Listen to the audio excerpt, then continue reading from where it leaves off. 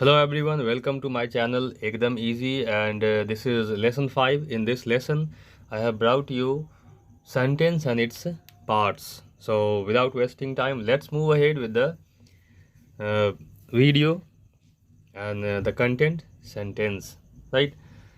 See, dear friends, in last video I have already taught you what is parts of speech, okay, and I have also given you a short introduction of all the parts of a speech. Like in last video I have I have briefed about noun, then we have studied about pronoun, verb, adjective, adverb.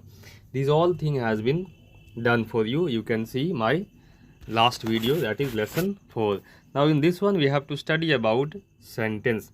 C sentence के बारे में जानना बहुत ज़रूरी है, because if you don't have idea about sentence then you commit a blunder. एक गलती होती है whenever you make a translation from Hindi to English. तो आपको ये नहीं पता होता है कि हमारे हिंदी का सेंटेंस पैटर्न क्या है और इंग्लिश का सेंटेंस पैटर्न क्या है. इसलिए there are many people when they make translation. तो आपने देखा होगा कि अगर दे हैव टू टेल, अगर उनको कहना है कि मैं बाज़ार जाता हूँ, तो they tell I market go. Reason क्या है कि उनको पैटर्न नहीं पता है कि हिंदी का पैटर्न अलग है और इंग्लिश का पैटर्न अलग है. आई गो टू मार्केट उनको अगर बताया जाए तो बोल सकते हैं, पैटर्न मालूम हो तो बोल सकते हैं, लेकिन उनको हिंदी का पैटर्न मालूम होता है, इसलिए इंग्लिश भी गलत बोलते हैं. ठीक है. सेकेंड थिंग इज़ देयर कि हमें सेंटेंस के बारे में ठीक से पता नहीं होता कि सेंटेंस के कितने कंपोनेंट्स होते हैं. So let's study about the components of a sentence. First thing, the definition of sentence. सबसे पहली चीज़ जो हमें जानना चाहिए वो है कि सेंटेंस होता क्या है. पिछले वीडियो में मैंने भी बताया है, लेसन 3 में आपको मिल जाएगा, राइट. तो सेंटेंस के बारे में पहले देख लीजिए. सेंटेंस क्या होता है? A group of words with proper arrangement and meaning is called a sentence.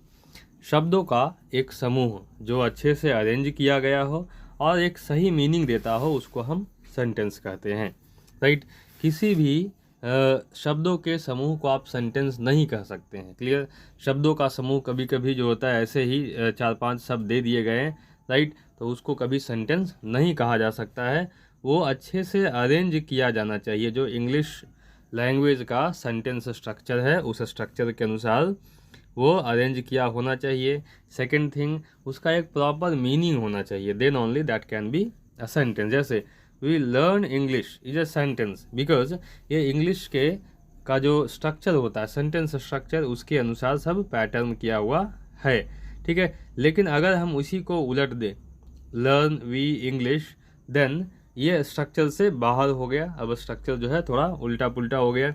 तो that's why this can't be a sentence. ये एक सेंटेंस नहीं हो सकता है.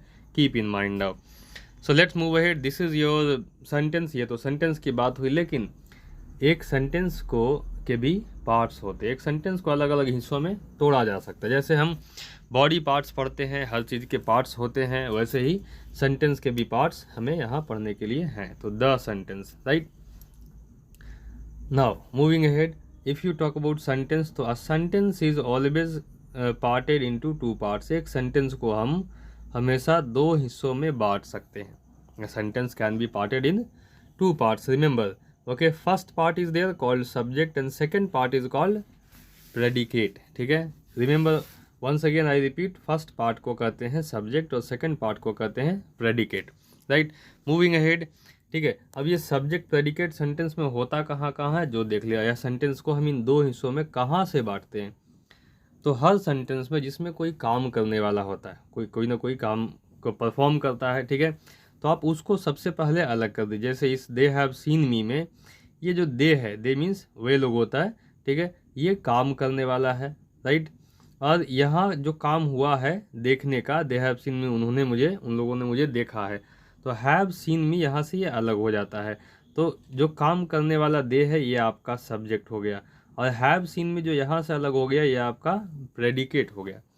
हर सेंटेंस को इस तरह से 2 हिस्सों में बांटा जा सकता है कि सब्जेक्ट अलग और बाकी जो बच गया वर्ब और ऑब्जेक्ट, ठीक है, उसको हम प्रेडिकेट कहेंगे. ओके.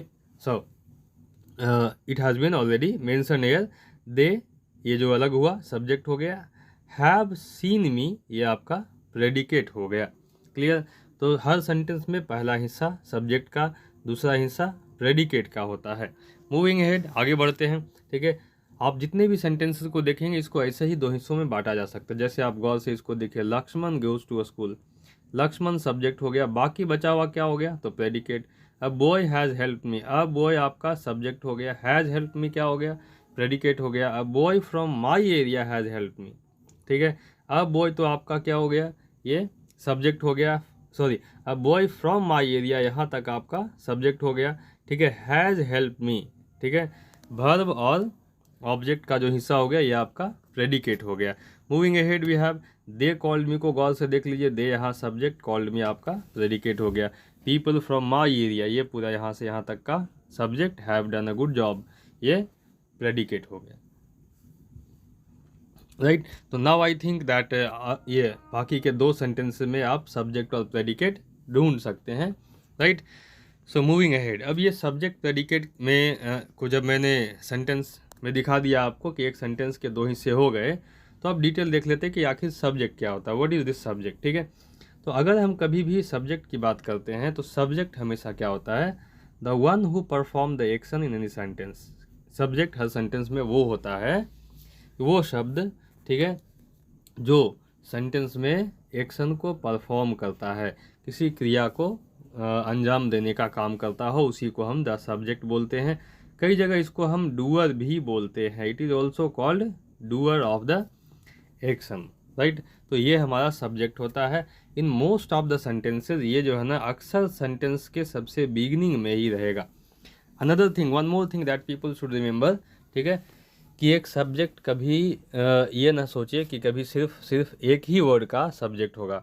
ये चेंज भी करता है, एक से ज़्यादा वर्ड का, 2 वर्ड का, 3 वर्ड का, 4 वर्ड का भी हो सकता है। ठीक है, जो कि नाउन फ्रेज का काम करता है, उसको नाउन फ्रेज बोलते हैं, people from my area.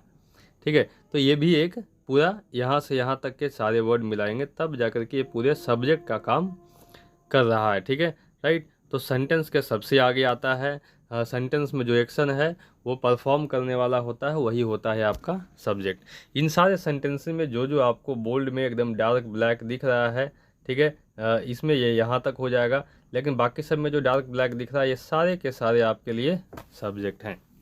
Right, और नाउ यू ऑलरेडी नो कि अगर हम सब्जेक्ट को सेंटेंस से हटा दें तो बाकी क्या बचता है हमारे पास, that is predicate. Okay, now we move ahead, हम यहाँ से आगे बढ़ते हैं। और सब्जेक्ट के बाद वी हैव द प्रेडिकेट। अब सब्जेक्ट हमने देख लिया, सब्जेक्ट के दो हिस्से, सेंटेंस के दो हिस्से होते हैं, एक सब्जेक्ट होता है, एक प्रेडिकेट होता है। सब्जेक्ट मैंने आपको बता दिया, अब प्रेडिकेट की बात करते हैं। सी, प्रेडिकेट हैज़ 2 कंपोनेंट्स। ठीक है, सेंटेंस में जो प्रेडिकेट होता है सब्जेक्ट के बाद का हिस्सा, वो भी 2 हिस्सों में बटा होता है। वो प्रेडिकेट में पहला हिस्सा वर्ब का होता है और दूसरा हिस्सा में ऑब्जेक्ट या तो कॉम्प्लीमेंट या अदर वर्ड होता है। तीनों में से कोई भी हो सकता है, कोई 2 भी हो सकता है। ठीक है, ये आपका द प्रेडिकेट होता है, इट हैज़ 2 कंपोनेंट। ये 2 कंपोनेंट ऐसे ही होते हैं। राइट, अब देख लीजिए आप गौर से, मैं ऊपर के सेंटेंसेस में आपको दिखाता हूँ कि ये 2 कंपोनेंट कैसे कैसे आप गिन सकते हैं। Here you can see. ठीक है, अगर हम चलिए इस सेंटेंस को लेते हैं, तो अब boy from my area is a subject, ये सब्जेक्ट हो गया। हैज़ हेल्प्ड, ये वर्ब का हिस्सा हो गया, और मी यहाँ पे ऑब्जेक्ट हो गया। तो अभी आप इससे समझ सकते हैं कि सब्जेक्ट हो गया, वर्ब हो गया और ऑब्जेक्ट हो गया। ठीक है, ये 3 चीज़ें एक सेंटेंस में होता है, लेकिन सब्जेक्ट अलग हो जाता है और बचा हुआ वर्ब, ऑब्जेक्ट या जो भी हो, ऑब्जेक्ट कॉम्प्लीमेंट अदर वर्ड, ये आपका प्रेडिकेट हो जाता है। मूविंग अहेड, ठीक है, तो अ बॉय लिव्स हेयर, अब देखिए अ बॉय लिव्स हेयर में अ बॉय तो सब्जेक्ट हो गया, लिव्स हेयर जो है ये प्रेडिकेट का काम करता है, क्योंकि इसमें वर्ब और कॉम्प्लीमेंट हो जाता है। राइट, आगे बढ़ते हैं। ठीक है, अब जब हमने प्रेडिकेट को 2 हिस्सों में कर दिया है, तो प्रेडिकेट के इन दोनों हिस्सों के बारे में भी देख लेते हैं। ठीक है, तो प्रेडिकेट का पहला हिस्सा जो है उसको हम लोग कहते हैं verb, that is called verb. Okay, now तो इस वर्ब के बारे में थोड़ा डिटेल मैंने ऑलरेडी पिछले वीडियो में दिया है। चलिए इसमें भी थोड़ा हम इसको थोड़ा सा और डिटेल में एक स्टेप और आगे बढ़ के देखते हैं। वर्ब होता क्या है एक्चुअली में, तो अ word that shows action position and possession is called verb. Verb वो होता है जो एक सेंटेंस में एक्शन, पोजीशन एंड पोजेशन तीनों शो करता हो, दैट्स कॉल्ड वर्ब। आप कभी भी सिर्फ एक्शन शो करने वाले वर्ड को सिर्फ वर्ब नहीं कह सकते हैं, right.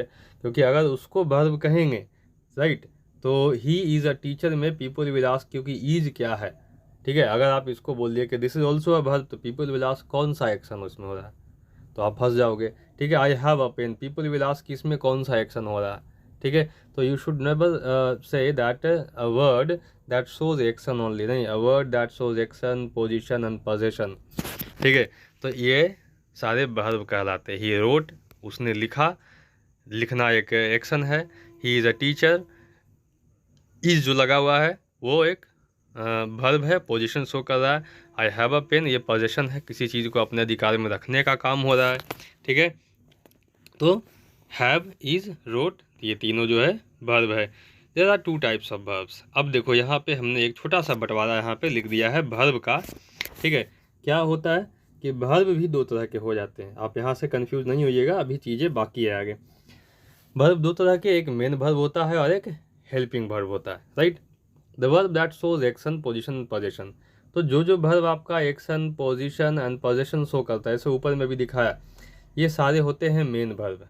Work, think, run, help, write, sing, ठीक है, राइट, ये सारे आपके मेन वर्ब में आ जाते हैं। मूविंग अहेड, अब इसी मेन वर्ब का क्या होता है, ठीक है, इसी मेन वर्ब को अलग अलग 5 फॉर्म्स में लिखा जाता है, right. V1, V2, V3, V4 and V5, in 5 forms में हम मेन वर्ब को लिखते हैं, राइट। ये वर्ब के फॉर्म्स और V1 से V2, V3, V4 वगैरह बनाने के लिए मैं आपको किसी दूसरे वीडियो में अलग से सिखाऊंगा, ठीक है, right. So V1, V2, V3, V4 and V5, ये वर्ब के 5 फॉर्म हुए, देख लीजिए इस तरह से चलता है। वॉक, वॉकड, वॉकड, V3 है, वॉकिंग एंड वॉक्स, थोड़ा सा आगे बढ़ गया है।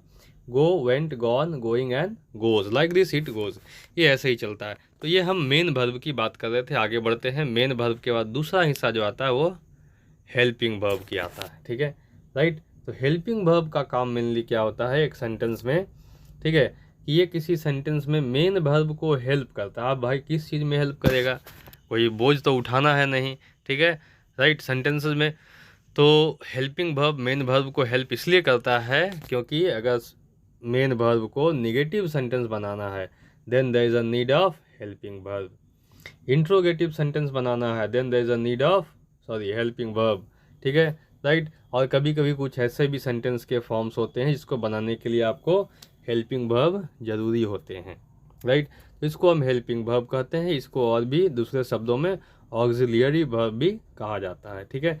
एक स्टेप और देखने के बाद हम लोग ऑब्जेक्ट की ओर बढ़ेंगे, ओके। सो अगला स्टेप क्या है कि ये हेल्पिंग वर्ब भी जो है, अभी जैसे आई हैव शोन यू कि ये वर्ब बट गया 2 हिस्सों में, main verb and helping verb, right. ये 2 things I have shown you. Now the thing is there कि ये जो हेल्पिंग वर्ब होता है ये भी 2 हिस्सों में बढ़ जाता है। This helping verb also moves into 2 ways. अब ये दो कौन कौन सा, एक प्राइमरी, ठीक है, राइट, प्राइमरी हेल्पिंग वर्ब, लेकिन प्राइमरी के बाद सेकेंडरी नहीं, दूसरा model helping verb, right, you should keep in mind.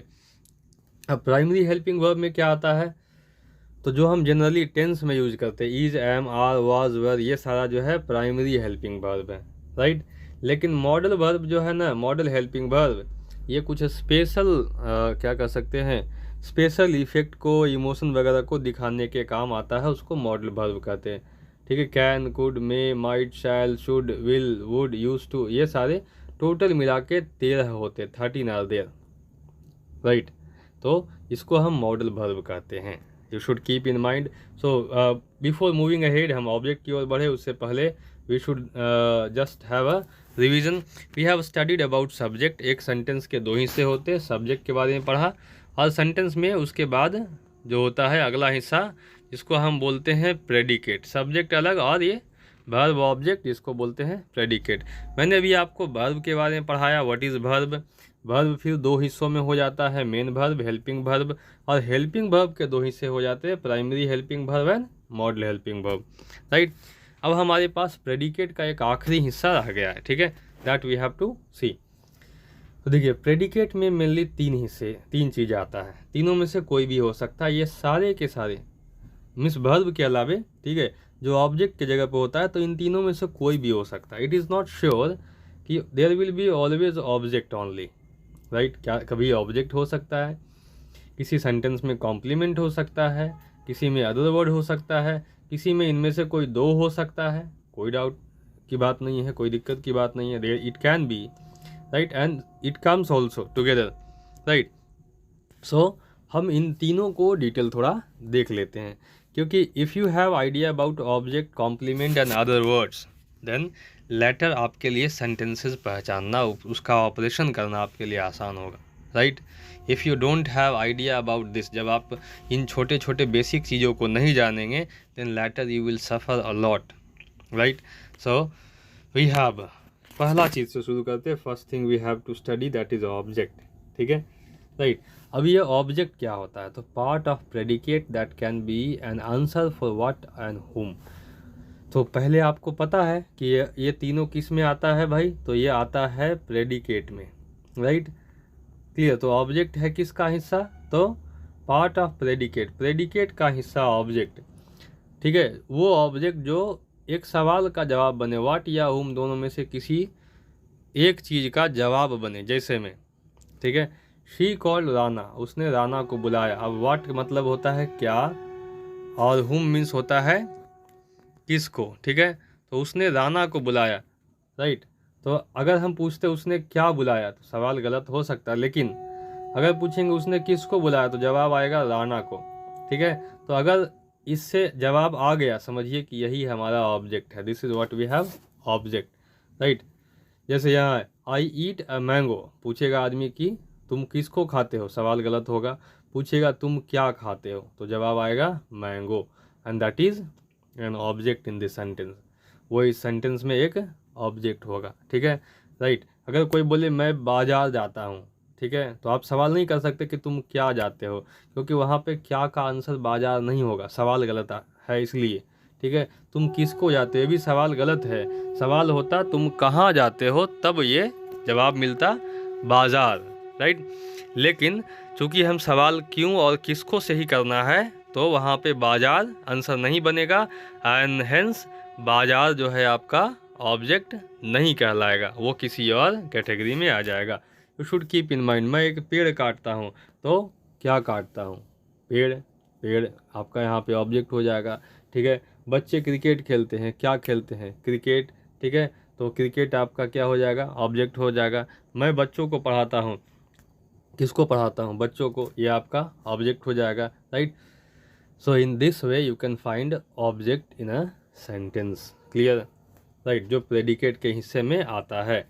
अभी ऑब्जेक्ट के बाद अगला वर्ड जो हमारे पास आता है, दैट इज कॉल्ड कॉम्प्लीमेंट। उसको हम बोलते हैं complement, the word that comes after a verb to be and talks about the subject. वो वर्ड जो आता है किसके बाद, टू बी वर्ब के बाद, और सब्जेक्ट की ही बात करता है, ठीक है। टू बी वर्ब बोले तो आप इसको कह सकते इज, एम, आर, वाज, वर, इतना आप अभी फिलहाल के लिए याद रखें। इज, एम, आर, वाज, वर के बाद आए और बात सब्जेक्ट की ही करे, ठीक है, उसी को बोलते हैं हम कॉम्प्लीमेंट। जैसे ही इज़ अ डॉक्टर, तो ये डॉक्टर इस सेंटेंस में कौन है, तो भाई सब्जेक्ट है, ये आपका डॉक्टर यहाँ पे कॉम्प्लीमेंट हो गया। दे आर स्टूडेंट्स, स्टूडेंट्स कौन है, ठीक है, तो यहाँ का सब्जेक्ट है, ठीक है।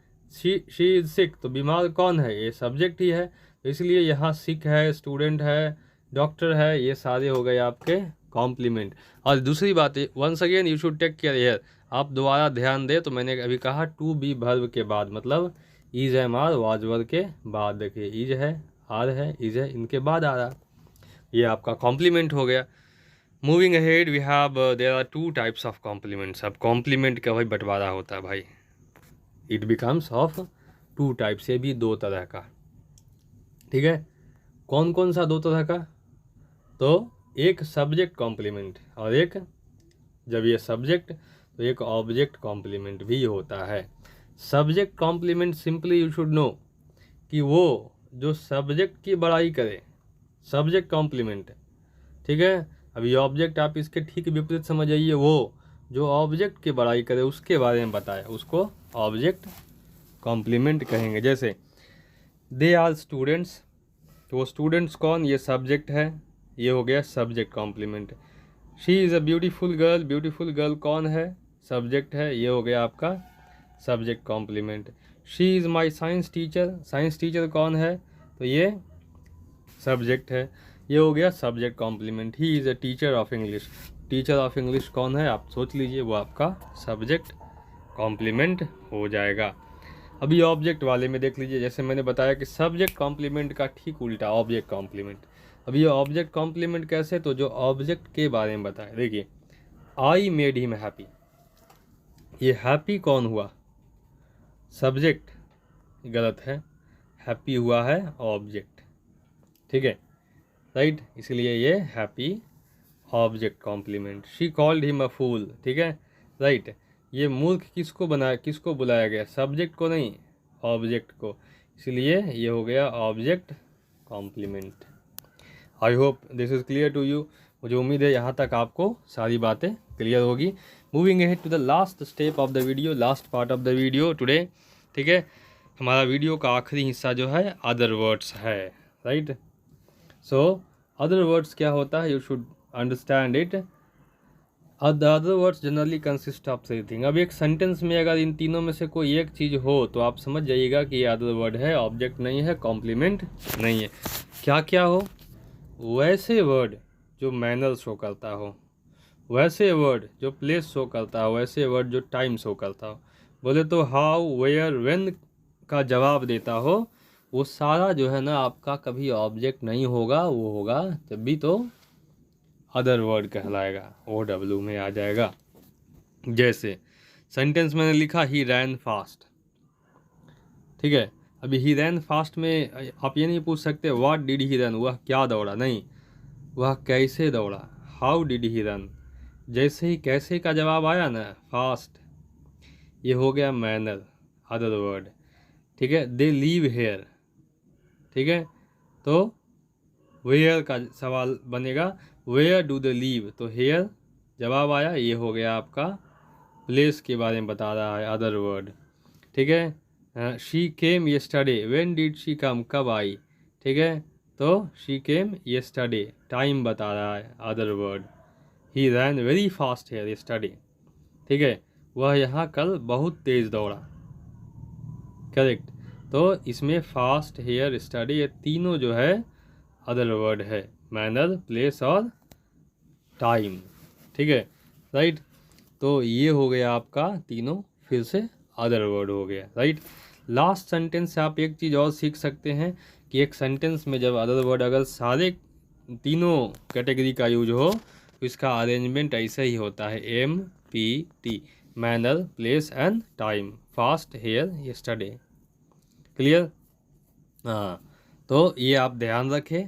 और अगर आपको कभी कॉमन इरर वगैरह बनाने को मिलता है तो इसका अरेंजमेंट भी अगर आगे पीछे होता है तो you should know that the sentence is going in wrong way, right. तो ये आपका सेंटेंस के डिटेल्स हो गए। We have studied about sentence, ठीक है, एंड सेंटेंस के दो हिस्से होते हैं, सब्जेक्ट और प्रेडिकेट। सब्जेक्ट आपका जो डूअर होता है और उसके बाद प्रेडिकेट के भी दो हिस्से हो जाते हैं, वर्ब और ऑब्जेक्ट, जिसमें वर्ब एक होता है और ऑब्जेक्ट कॉम्प्लीमेंट अदर वर्ड होता है दूसरे हिस्से में, राइट। वर्ब भी दो तरह के हो जाते हैं, that I told you, that is one is main verb, another is helping verb. अब हेल्पिंग वर्ब भी दो तरह के होते हैं, प्राइमरी और मॉडल हेल्पिंग वर्ब, ठीक है। और यहाँ पे object complement and other word we have already studied, ठीक है। ठीक है, सेंटेंस के इतने सारे पार्ट्स जानने के बाद अगर आप पूरा स्ट्रक्चर लिखते हैं सेंटेंस का, एक प्रॉपर स्ट्रक्चर इंग्लिश में, ठीक है, तो कैसा होगा जो मैं बताता हूँ आपको इस वीडियो को अंत करने से पहले। लेकिन इससे पहले आप हिंदी के सेंटेंस स्ट्रक्चर को जान लें। हिंदी में जब हम सेंटेंस को देखते हैं तो वो होता है subject plus object plus verb. अब गौर कीजिए, राम आम खाता है, राम आम खाता है, ये यहाँ वर्ब यहाँ आता है, ऑब्जेक्ट यहाँ आता है, सब्जेक्ट यहाँ आता है। ये हिंदी की पैटर्न में बता रहा हूँ, ठीक है। लेकिन जब इंग्लिश में करते हैं तो उसको हम ऐसा क्यों नहीं लिख सकते, राम मैंगो ईट, इसलिए क्योंकि इंग्लिश का सेंटेंस पैटर्न ऐसा सब्जेक्ट ऑब्जेक्ट वर्ब नहीं होता है। ये थोड़ा सा उलट जाता है, क्या, सब्जेक्ट वर्ब ऑब्जेक्ट हो जाता है। जो वर्ब हिंदी में लास्ट में आता है वो बीच में यहाँ आता है इंग्लिश में, ठीक है। तो इंग्लिश में एक्चुअल सेंटेंस स्ट्रक्चर क्या है, सबसे पहले सब्जेक्ट, उसके बाद वर्ब। वर्ब भी कैसे, पहले हेल्पिंग वर्ब तब मेन वर्ब, ठीक है। उसके बाद आपका ऑब्जेक्ट, कॉम्प्लीमेंट या अदर वर्ड जो भी हो जोड़ते हैं। यह यूनिवर्सल स्ट्रक्चर है इंग्लिश में सेंटेंस का, आप इस बात का ध्यान रखें, ठीक है। Till that thank you for watching the video. We will meet in the next video, हम लोग मिलेंगे अगले वीडियो में। And in the next video I will bring you lesson 6 with some other content that will help you to move ahead in learning English. That's all till here, everyone.